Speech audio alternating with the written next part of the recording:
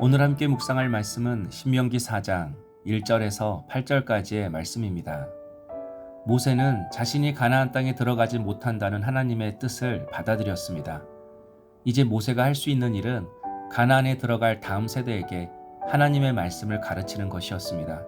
그래서 신명기 4장부터 모세는 이스라엘 백성들에게 가나안 땅에서 어떻게 살아야 하는지를 본격적으로 가르치기 시작합니다. 가나안에서 잘 사는 비결은 많은 군대나 재물이 아니라 하나님의 말씀을 듣고 순종하는 것이었습니다. 1절 이스라엘아, 이제 내가 너희에게 가르치는 규례와 법도를 듣고 준행하라. 그리하면 너희가 살 것이요 너희 조상 하나님 여호와께서 너희에게 주시는 땅에 들어가서 그것을 얻게 되리라. 모세는 가장 먼저 들으라라고 말합니다. 그리고 들은 말씀을 준행하라고 말합니다. 말씀은 듣는 것으로 끝나는 것이 아니라 삶으로 옮겨야 한다는 것입니다. 이스라엘 백성이 가나안에 들어가서 사는 길도 말씀에 있었습니다.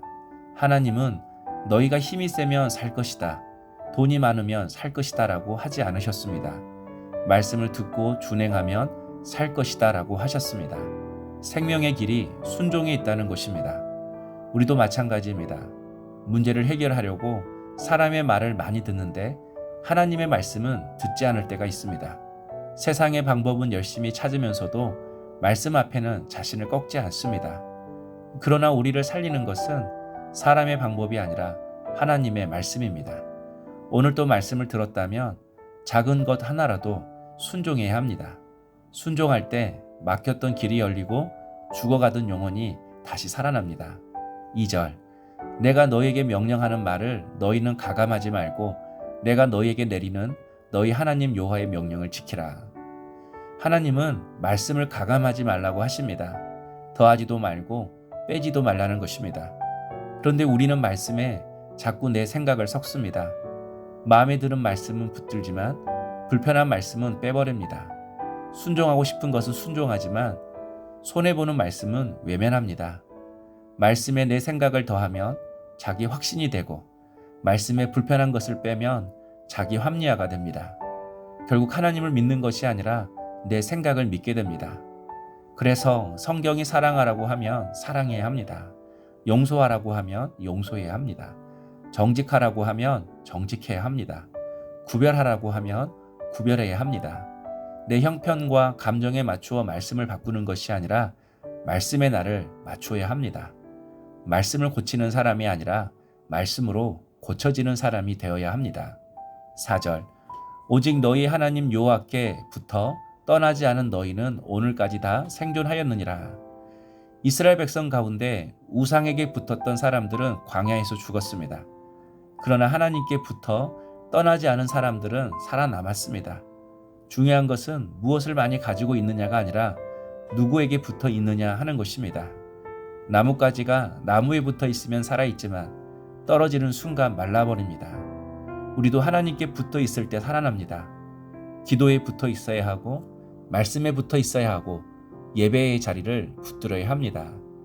힘들다고 하나님에게서 멀어지면 안 됩니다. 일이 풀리지 않는다고 예배를 놓치면 더더욱 안 됩니다.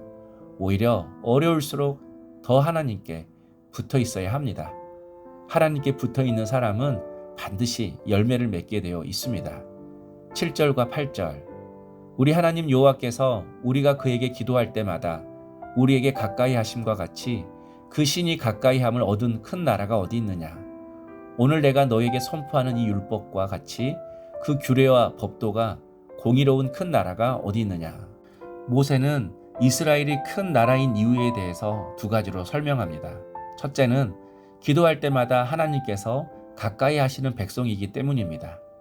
둘째는 하나님의 말씀이 있는 백성이기 때문입니다.